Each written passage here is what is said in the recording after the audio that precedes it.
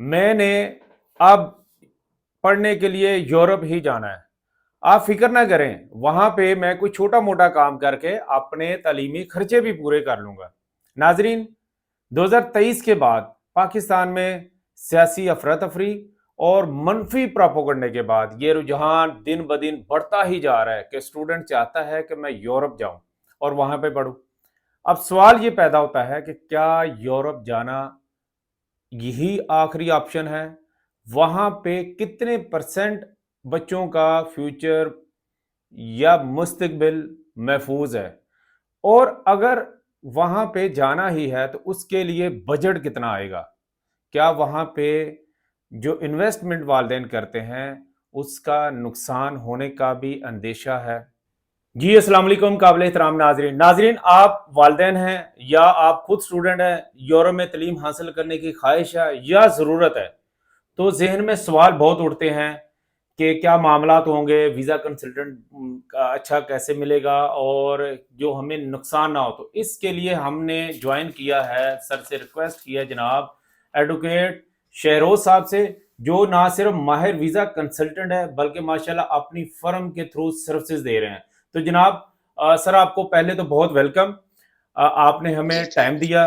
तो सर, मेरा thank you sir. सबसे पहले सवाल है कि बेहतर तालीम हासिल करने के लिए यूरोप का ही इंतखाब क्यों है? अच्छा सर, ऐसे है कि यूरोप जो है ना, वो शेंजन कंट्रीज उसमें काफ़ी ज़्यादा हैं, ठीक है? 29 यानी कंट्रीज़ हैं, जिसमें लिथुआनिया है, लक्ज़मबर्ग है, जर्मनी है, ठीक है? जिसमें मतलब माल्टा, काफ़ी कंट्रीज़ आ जाती हैं। लोग पाकिस्तान में जैसे यूनिवर्सिटीज़ इतनी कॉस्टली हैं, जिसमें लम्स आ जाती है, मतलब हैवी, जैसे कॉमसैट्स है, ठीक है? लोग सोचते हैं कि यार इधर पैसा अगर हम इतनी फीस वगैरह अफ़ोर्ड कर सकते हैं, तो अपना लाइफ़स्टाइल क्यों ना चेंज किया जाए? लाइफ़स्टाइल जो है ना वो बहुत वैल्यू रखता है, जो कि आगे से नस्लें सँवार देता है, ठीक है? इंसान को रहने-सहने का अगर ढंग ही ना आता हो, ठीक है? किसी से बात करने की तमीज़, इंसानियत का ही ना पता हो, जैसे कि हम इधर पाकिस्तान में देख रहे हैं कि जनाब जिस बंदे के पास ज़्यादा पैसा आ गया है, लेकिन अगर उसको अक्ल मौत नहीं आई, इंसानियत नहीं है उसमें, तो वो एक आम रिक्शे वाले से लड़ पड़ता है कि तुमने मेरी गाड़ी को इस तरह टक्कर क्यों मारी? लेकिन जब ये चीज़ें दूसरे कंट्रीज़ जैसे कि यूरोपियन कंट्रीज़ हैं, वो ये चीज़ें जो बेस बनाती हैं, एक स्टूडेंट जो है वहाँ पे जाता है, वो अपनी बेस बनाने के लिए कि जनाब मैंने एक माहौल में रहना है, बल्कि अच्छे माहौल में रहना है, तो मैंने उसको खुशगवार बनाने के लिए क्या तरीकाकार अपनाना है, मतलब लोगों के साथ मेरा मेल-जोल कैसा होना चाहिए, गुफ्तगू कैसी होनी चाहिए, ठीक है? इंसानियत जो है वो वहाँ पे पहले प्रायोरिटी पे है ही ये चीज़ कि इंसानियत सिखानी है, और लाइफ़स्टाइल जो है ना वो चेंज हो जाता है बंदे का। ये चीज़ें सर होती हैं, यानी वहाँ पे जाके इंसान जो है ना अपने लाइफ़स्टाइल को बदलने के लिए और बेहतर अर्निंग के लिए, ये मैं जो दूसरा मेरा है ना सर पॉइंट, बेहतर अर्निंग, ये बहुत अहम है ज़िंदगी में, कि बंदे के पास अर्निंग ही ना हो तो बंदा मतलब कैसे सर्वाइव करेगा, अपनी ज़िंदगी कैसे गुज़ारेगा? ये मैं सर चीज़ है। समझ गया। आपका जो स्टांस है बेहतर है कि तालीम हासिल करने के लिए या अपनी ज़िंदगी का फ्यूचर बेहतर करने के लिए माहौल चाहिए, तो माहौल वहाँ पे है। तो बेहतर सर, इस माहौल को बेहतर सर। वहाँ जाने के लिए अंदाज़न जो एस्टिमेटेड अखराजात कितना का आ जाता है? कितना बजट हो तो बंदे को ये प्लान करना चाहिए? जो यूरोपियन सर असल में कंट्रीज़ हैं, इसमें कुछ ऐसी यूनिवर्सिटीज़ भी हैं जो फ्री वीज़ा ऑफ़र करती हैं। ठीक है, उनका कोई टाइम पीरियड होता है, उस टाइम पीरियड में वो वीज़ा जो है उसकी एप्लीकेशन वो मतलब एडवर्टाइज़ करती हैं, ऑनलाइन अपने वो जो उनके न्यूज़ पेपर्स हैं या ऑनलाइन उनकी वेबसाइट्स हैं, यूनिवर्सिटीज़ की वेबसाइट हैं, ठीक है? उधर फ्री वीज़ा तक जो है ये जैसे कि स्कॉलरशिप वीज़ास होते हैं यूनिवर्सिटीज़ में स्टडी के, वो फ्री भी मिलते हैं। लेकिन इधर जो एजेंट्स बैठे हैं, फकियाँ बेचने वाले जो कि फ्रॉड करते हैं, जो झांसा देते हैं लोगों को, जनाब हम आपको बाहर भेज देते हैं, लाएँ जी इतने पैसे दें, ठीक है, हम आपको बाहर भेज रहे हैं, 10 दिनों में आपका बंदा जनाब इटली है, 15 दिनों में जनाब बंदा इटली। तो ये जो डन बेस वाले सिस्टम है ना, ये फ्रॉड हैं, फ्रॉड पे मुबनी हैं। हमारे पास अगर कोई आता है, तो हम पहले उस बच्चे की प्रोफाइल चेक करते हैं सारी, पूरी उसकी जो है मतलब डिग्रीज़, अटेस्टेशन मतलब आईबीसीसी से, उफ़ा से एचईसी से, मतलब जो अदारे हैं उधर से सब उसकी अटेस्टेशन के बंदा क्या वाक़ई इसकी डिग्रीज़ असली हैं, नकली हैं, क्या मामलात हैं, हम पहले अपनी तहकीक करते हैं, अपना यानी हम पूरा हमारा एक क्राइटेरिया है, अगर उस पे पूरा उतरता होता है तो वो फिर हम जो है ना उस बच्चे का मजीद प्रोसेस जो है ना करते हैं फर्दर, मतलब ये सूरत हाल होती सर बिल्कुल ऐसे ही है इंशाल्लाह। अभी आपको पता है कि आप भी हम भी ईद की तैयारी में हैं और हम मुख्तसर जो एक इंट्रोडक्शन पे तौर पे आपसे मालूमात ले रहे हैं। इंशाल्लाह जो भी इसमें इश्यूज आएंगे, जो हमें लोग क्वेश्चन देंगे, हम ब्रीफली सर से मालूमात लेके आपको पहुंचाएंगे। तो हम जरा शॉर्टकट करते हैं। तो इसमें जैसा कि आपने तलीमी काबिलियत का बता दिया, आपने इस वीज़ा रिस्ट्रिक्शन की इशू का बता दिया, और आपने ये भी बताया कि जो डन बेस पे कंसल्टेंट मिलते हैं, ये समझे कि फ्रॉड की बहुत बड़ी निशानी है, कि डन कर दिया जी जनाब। जी बिल्कुल तो बिल्कुल सर बिल्कुल ऐसे आपने ये सरमाया, इसमें कोई ऐसे चांस भी होते हैं कि आपने प्रोसेस किया और इस बंदे के पैसे जाए, यानी कि यूनिवर्सिटी में जाके वापस सी वाला कोई मामला होता है, इस तरह का कोई ऑप्शन, कोई चांस हो बेसिकली सकता है? ना ये बेसिकली ऐसे है, अगर तो वीजा लग जाए, बच्चा उधर चला जाए, फिर अगर उधर जाके वो कोई किसी क्रिमिनल एक्टिविटी में इन्वॉल्व हो या कोई मतलब वो रूल्स फॉलो ना करे यूनिवर्सिटी के, या फी सबमिट नहीं, अब देखें ऐसा होता है कि इधर से बच्चे, कुछ ऐसी यूनिवर्सिटीज हैं जिनमें इनिशियल अमाउंट सिर्फ सबमिट करवानी होती है, और जो बाकी जो मतलब ईयरली जो उसकी फी होती है वो इंस्टॉलमेंट्स की शक्ल में जो है वो बन जाती है, जो कि वहां पे कुछ बच्चे जाके सिर्फ क्या करते हैं, वीजा लगवाया, यूनिवर्सिटी 1 से 2 दिन गए, बल्कि 1 से 2 दिन भी नहीं जाते,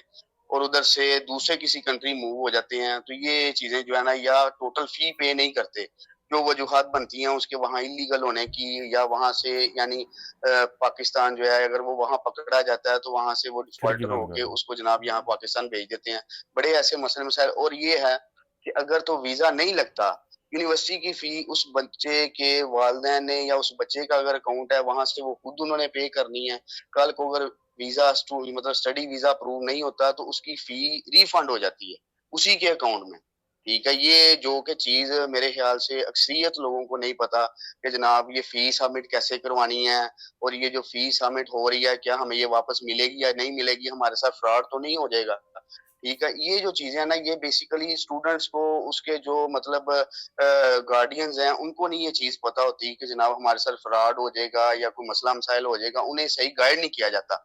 ये बेसिकली ना जो कंसल्टेंट बैठे हैं, जो मतलब एजेंट्स हैं, ये बहुत किस्म के फ्रॉड्स करते हैं। ठीक है, बड़े यानी कि जी अपना अकाउंट दे दिया जी, इसमें फीस जमा करा दें, आपका यूनिवर्सिटी का वीजा लग जाएगा। ये सबसे पहले ये जो फ्रॉड है ना, इनसे बचें।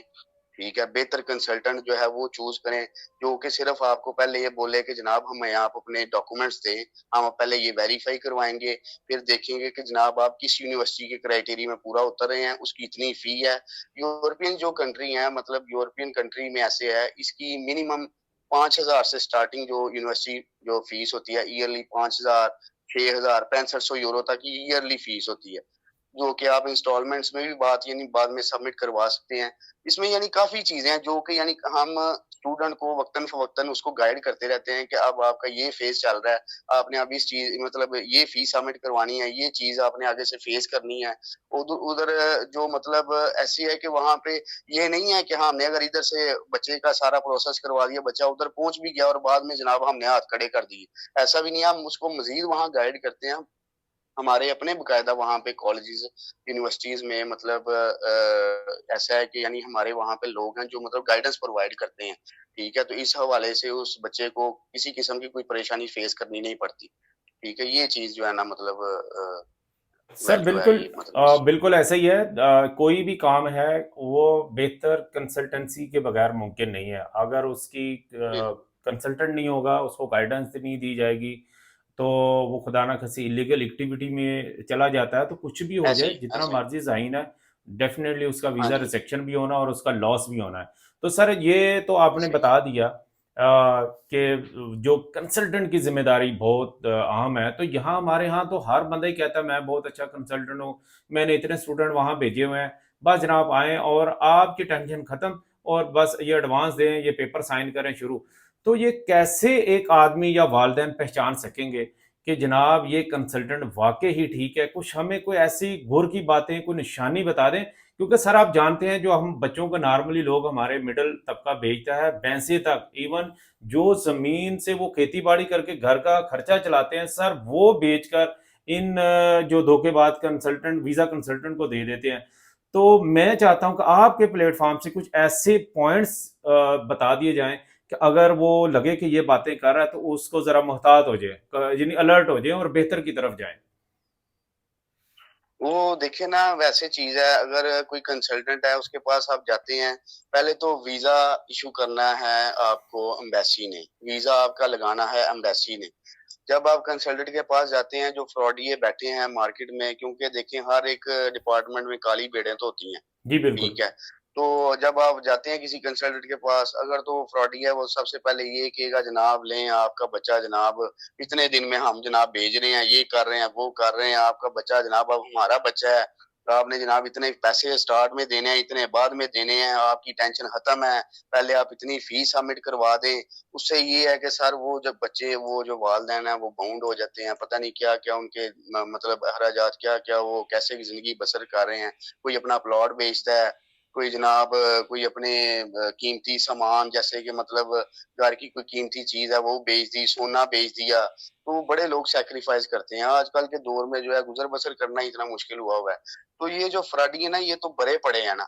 अब हमारा ये है कि हम, हमारे पास कोई आता है, हम कहते हैं जी पहले अपनी सीवी दें, अपनी प्रोफाइल दें, अपना मतलब डॉक्यूमेंट्स दें, क्या आपका एज गैप तो नहीं है, मतलब आपकी एज क्या इस क्राइटेरिया को मीट कर रही है, क्या आपकी जो डिग्रीज हैं क्या वो इस क्राइटेरिया को मीट कर रही हैं, और आगे जो फर्दर आप स्टडी के लिए जा रहे हैं क्या वो आपको सूटेबल है।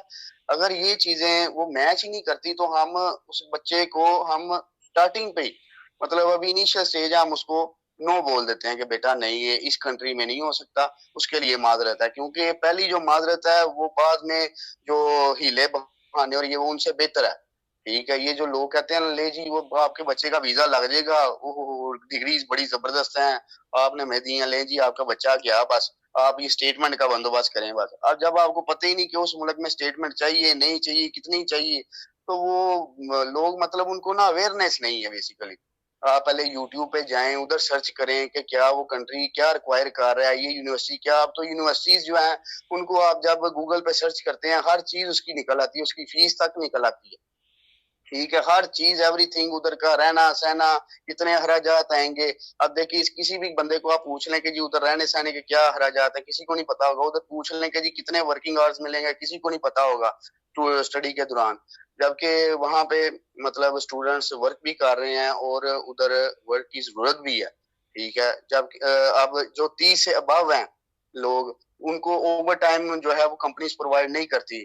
30 से बिलो जो है उनको कंपनी ओवर टाइम भी देती है, कि ये शायद कोई स्टडी साथ कर रहा है या कोई ऐसा मामला है, इसने अपने दीगर एक्सपेंसेस जो हैं वो साथ सफर करने हैं, सारी हर चीज जो है ना वो उस क्राइटेरिया को मीट कर रहा होता है, ठीक है। तो फिर जाके उधर वो सहूलियत जो है ना वो एंजॉय कर सकता है। अब इधर पता ही कोई नहीं, अवेयरनेस ही नहीं है, मतलब बस क्या है जी हमारा बच्चा बाहर चला जाए, पता ही नहीं उस मुल्क के हालात कैसे हैं, क्या सिस्टम है।